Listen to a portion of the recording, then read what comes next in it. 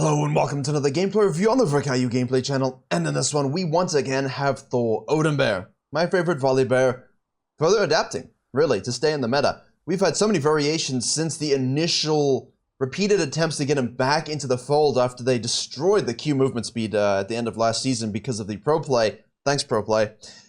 The addition of AP scaling on his passive, the addition of more damage, or removal of the limitation of damage on monsters to increase the clearing speed, that's really brought him right to the front again.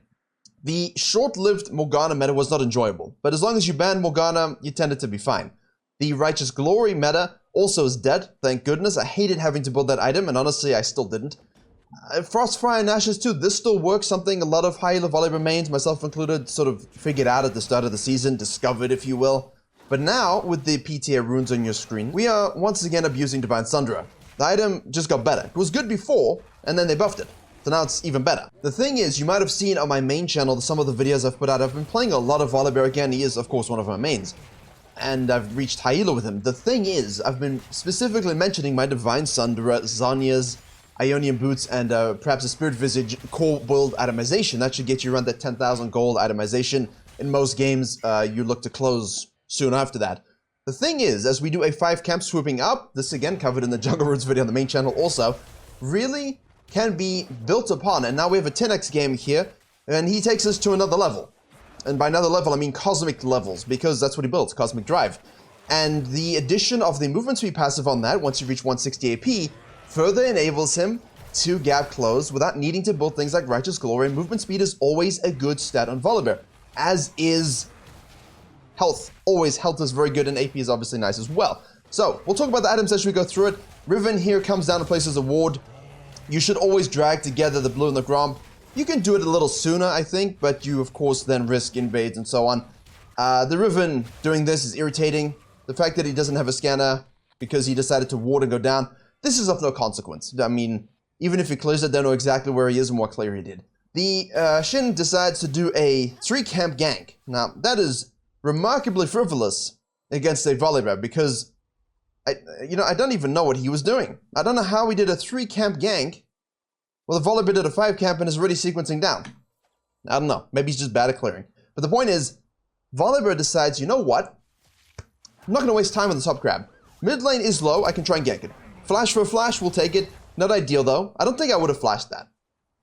I mean, her not having flash means you can guarantee kill her later, though, so let's see how it develops. The Shin now has Dominion over the top crab. Volibear can smite this, even without Q. We can rain down the thunder of Thor, and now translate that to a bottom lane, where of course they're pushing, which is pretty standard stuff. Shin ganks mid there and goes back to the top side. Make note. Hello, good sirs. Welcome to the Thunderdome, and may you die well. See, now I wish we had flash, but I think the passive maybe? Nah. So, the flash for flash mid lane plus the kill bottom lane, that's great. This is absolutely standard stuff for the 5 camp. Help push the wave, please, because they're giga low. Nice ward here from the mid laner. Hey, if you're gonna gank, ward it. But of course, this is MV carry, so most of you might have heard of him. Very, very good mid laner. And basically here's Volibear. Now you can do your 5 camp. If you can double crab and gank in low elos, 100% this is what you're doing, right? You are taking this, you're ganking this, you're taking this, you're ganking this, and you should be fine. Close, but she still died. Now, you fall back. We do our Krugs. I think here you definitely want to do your Raptors. Shin ganks top lane again. He's going for the ultimate cheese disrespect. Although, if you're TPing into this...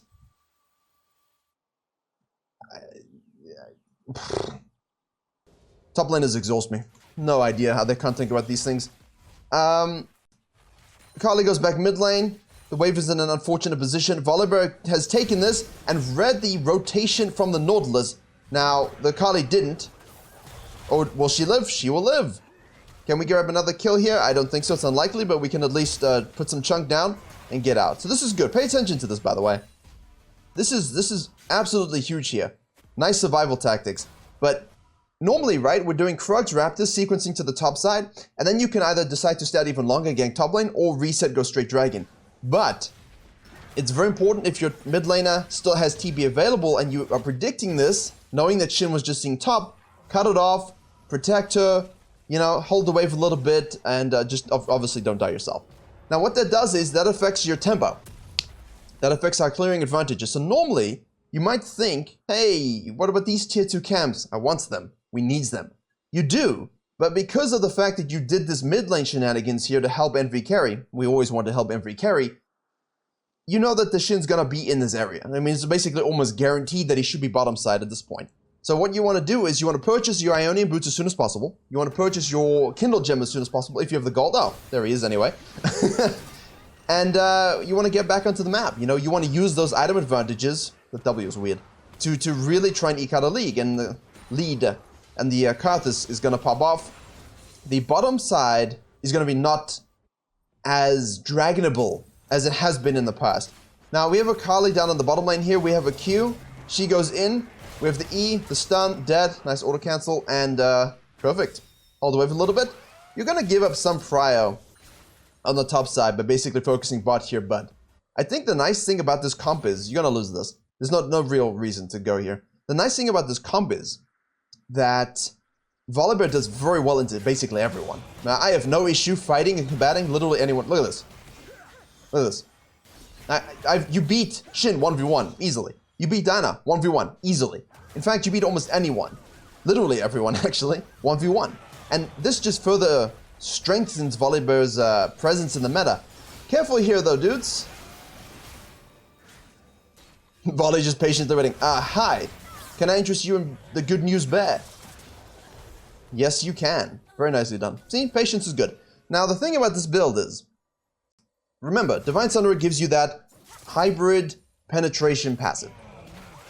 As Nautilus decides, you know what, I'm hex flashing over the wall, Riven floats down from the top lane, dead Akali, unfortunate but predictable at this stage.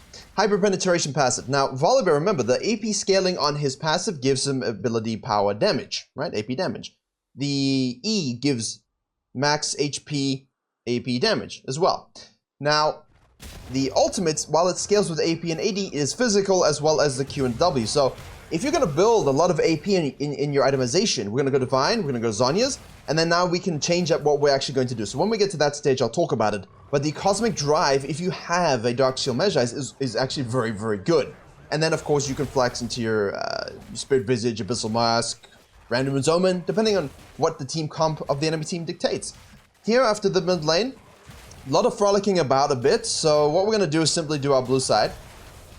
We went Gromp into Wolves to maintain sequencing control, and then we're going to go up and take our blue, because most likely we can go ahead and do the Giant Void Beetle. This is purely because, actually we saw the Scuttle Crab here, we saw the plant hit here. He had probably anticipated the Shin to be somewhere else, maybe on blue side, looking for this, but I think he's going to show up here. We wouldn't have seen this from blue team's perspective, so once it happens, you could rotate. I think reactive pathing here could be done. But he basically says, as what all junglers will say, yeah, I'm on the objective, I need this. And you know what, we do. Okay, munchy munchies. Don't think we want to go into that. We don't go gallivanting and feeding them more than we need to. We can just politely hold the wave, no TB. Got the cannon minion, that's an absolute win. And this is actually really nice. I like this. So, you go out, you hold mid lane, right? This we know.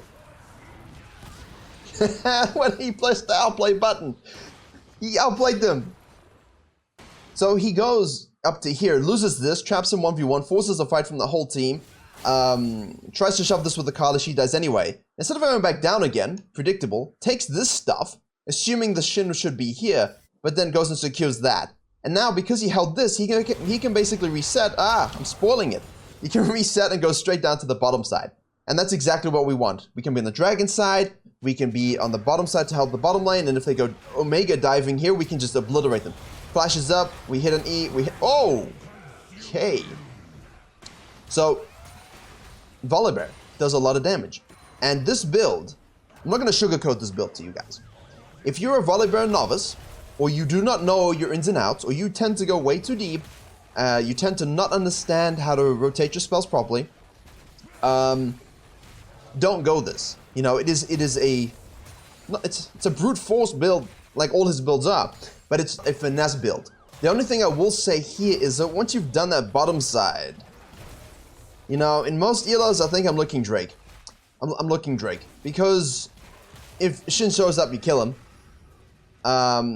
your Akali can rotate. The only question is, will Diana rotate with ult and things like this? So maybe, you know, in a high elo game, definitely you want to be more cautious. And obviously here, you know, the Nautilus roams with him to ward, deep ward.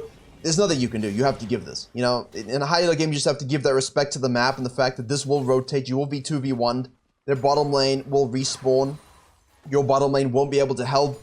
Your top lane doesn't have TP, so we just clear our quadrant, let the Nautilus handle business, and then you can go back to base and give up the dragon. I think in this situation, that's absolutely fine.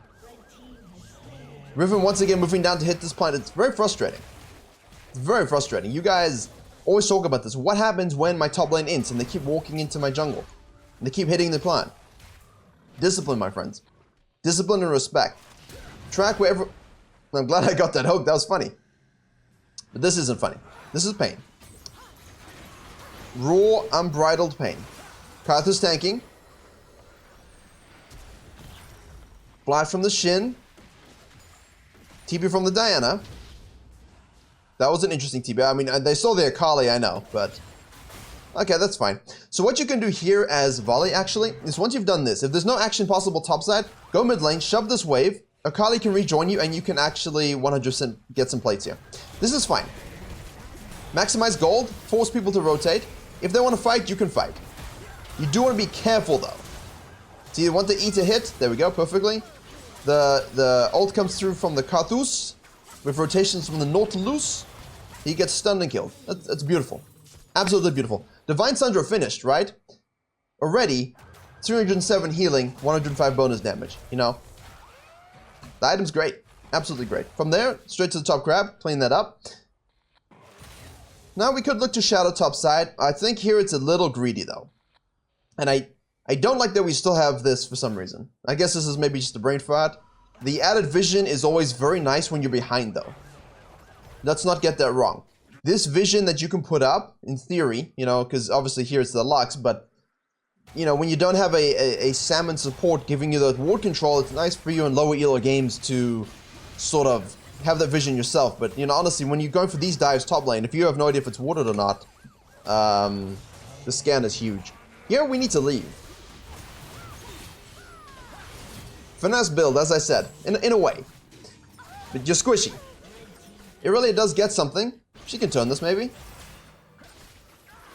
She does turn it, so... Good for Irelia, not as good for Volley, but mechanical outplays. In this case, if you're in like a diamond game, platinum game, gold game, you've got an Irelia here, I would have significant less trust over their ability to turn that. So I would make my play a little bit more conservatively, maybe. In most cases, you should be able to smurf on that situation regardless, because the Riven and the Shin won't go back in. Anyway, bottom lane is looking kind of tragic.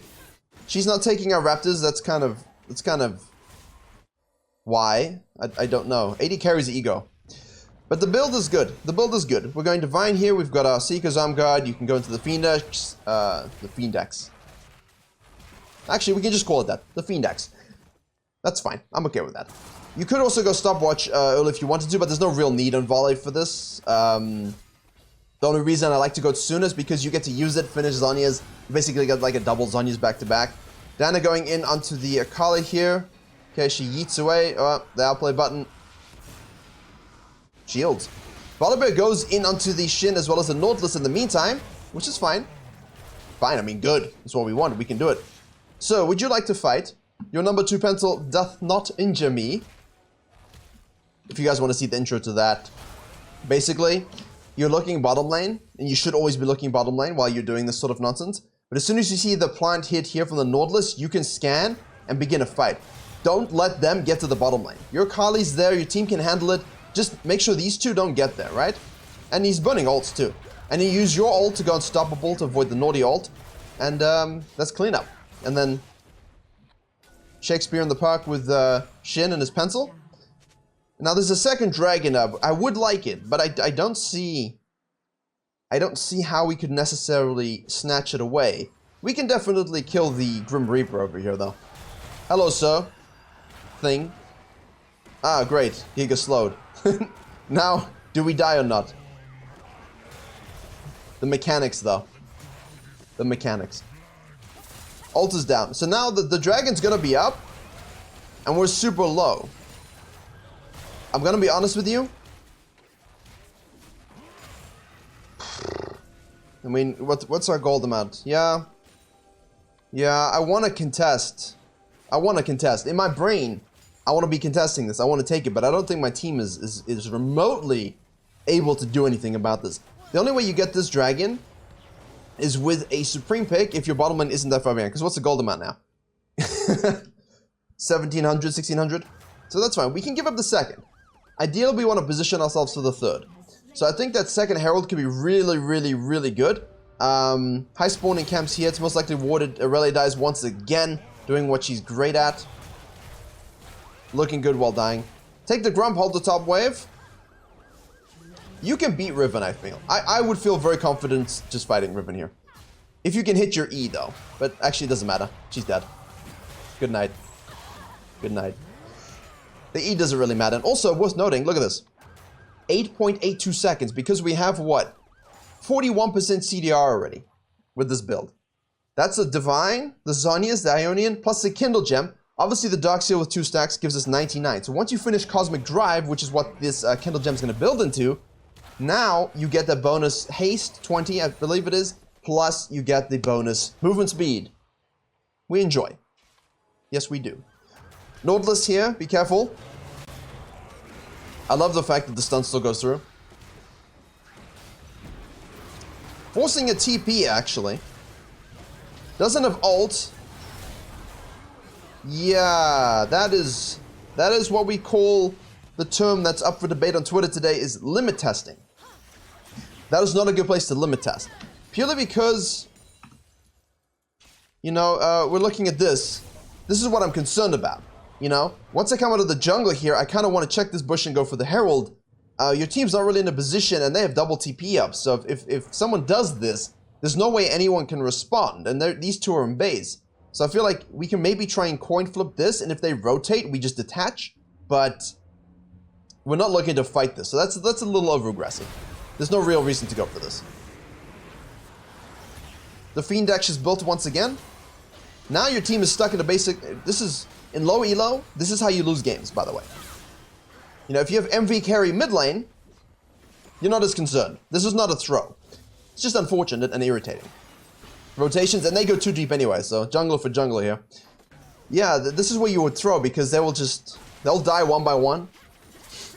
And then, you know, you lose towers and they take all your jungle, and now you're playing an uphill fight, and that's not really what we want.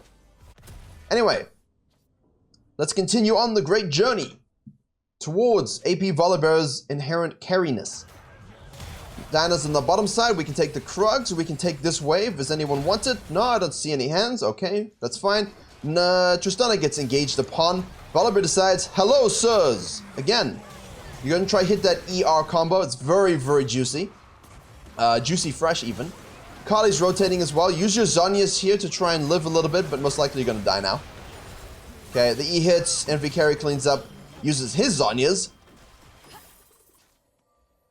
Okay. 2 for 1. Zhonya's cooldown used. No objective on the map whatsoever. Diana's top lane. Virk approved.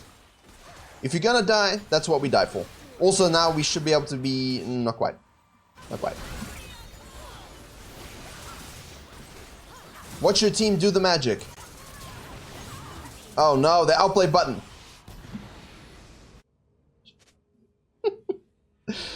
I'm so glad that champion does not matter anymore. Upon respawnage, we have here Diana dying on the top side. That's again, never mind. I thought there was going to be something remotely interesting. So at this point, you want to finish your Cosmic Drive. Now, in most cases, I will recommend, unless you are a Volibear savant, like if you're a high elo Volibear player, and you've ranked in like the top 5, top 10 or something like this, and you just know the champion. You dream about Volibear combos and you know exactly how much you can tank and dish. Then this build is fine. Otherwise, going straight into your tanky atomization here is absolutely solid. Yeah. If you have healing and shielding in your team, like you do with Lux, I suppose you could argue for a Spirit Visage. The fact that we have to, I mean, that shows you, right? I mean, a tanky volley could look to just full combo that, but because you're squishy, you just have to get out or you die. You're not going to be of any use to your team. Use your E to poke and slow from range now. There's a dragon up. This is my concern here. I don't think we needed to be in this situation. I mean, I understand going for the pick, but this is what we want. It's not the best dragon. I just don't want to give Karthus more CDR reduction on his ult.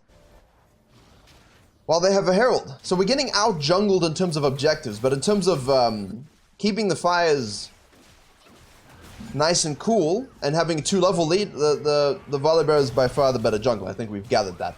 And that's all we need to do.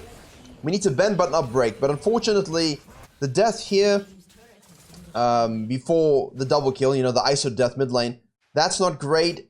Missing out on the Herald, that's not great. And forcing an ult here, being in a chokehold where you're forced to actually ult out, that's not great because it basically gives them a third dragon. All we wanted to do is look for a pick like this. Riven face checks. Volibear doesn't have ult for another 2 seconds. Yeah, no flash either. That's unfortunate.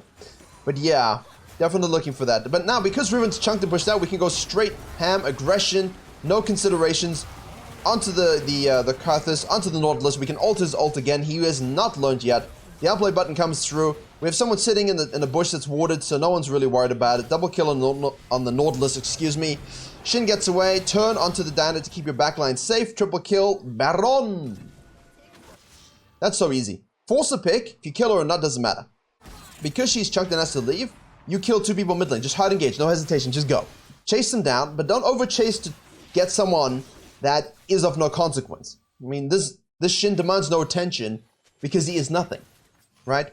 The Diana, on the other hand, is also nothing, but your bottom lane is so far behind that who the hell knows? Maybe she still manages to kill him. Just peel your bottom lane in that situation because it's a free kill, and even if your ADC is worthless, you still need them for the Baron. That's the problem with ADCs. So I think that the swap here is great. Don't overchase. Turn back, get the triple. That's excellent. So here you saw the Cosmic Drive in action, right? We already had, I believe it was like 169, 170 AP because of the stacks on the Dark Seal plus this. That gave you the 160 spike. And now you've got 20 plus 26 movement speed. 20 haste plus 26 movement speed. So our haste is now at 52% CDR equivalency, 110, which means your E is at 7.14 cooldown, ult is just over a minute, W is on a 2.38, and Q is at 4.76, which was maxed, by the way. I still prefer the maximization of the W just for farming, solo objectives, and fighting and brawling. It's much more useful against inadequate teammates, people that don't know what's going on, because they're going to take fights and you'll just kill them. The Q isn't as necessary against inexperienced travelers of the Rift because they're not going to dodge you, they're not going to know the limitations, and you can catch up to them with good angles almost all the time. Let's look at this. How we doing? 3,000 healing. Flank from the level 12 Shin. What are you going to do, buddy? What are you going to do? Nothing. Basically, it's not even a pencil anymore. It's just a wet noodle. Which is not a euphemism, but Riven dives her backline. Let's just peel this up, try and survive if we can. Nice ult, she actually kills herself by going into the spot, the sweet spot. And that's what I'm saying, you know, you are not inherently tanky. He did also have zhonyas, but you kind of want to save it for the Karthus. Fine. We're still in ult mode. Get a shield here, look at that. That's a big, juicy shield. Here, he looks like he's going into the Abyssal Mask, which is fine. The Abyssal Mask is great in this comp, purely because there's no additional healing coming through from anyone else. You do have shielding from Lux, but the bonus damage from the lockdown is just always fantastic on Volibear. Plus all the other sources of stats as well. Right, we want level 16 here. We'll get it on the El Crab. Hello, Crustacean. Thank you. Now we can go trapping, invading, scanning. We have the scanner now. We have 10 stacks on this, so we can probably go just Magi straight up. And you see? You want your E to hit 100% though. That's something very important. To close these games out, flash W. To close these games out, you don't need to worry too much about the fact that they got 3 Drakes, you know? You got the Baron. You outstat and destroy everyone. You heal so much. You have so many Giga Shields. You can see you just handle your business so well. Tenex is one of the better Volibear players I like that there's just no auto W though. He just Qs the full animation and then Ws you with no concern for human life. Hey, by the way, I don't even need to auto cancel because you're dead. See, now you have just total control. The fact that they have 3 dragons, is it ideal? No. Could we have prevented it? Yes. Is it really possible in high elo that you could have? Not really. But in your low elo games, you should have no problem having this level of effect while securing a lot of objectives. Don't do the canyon. In all our canyon videos, it seems he overpushes to end the game and he dies, and then there's like another 10-minute throw out. Now we can just go down to the Drake here. So what are we at? 60 seconds. All right, let's do this. Now we're at 56.6 Volibear ult. Beautiful. Beautiful. Yeah, so here, you know, this is fine and this is great, but this is, as I said, for the more knowledgeable bears.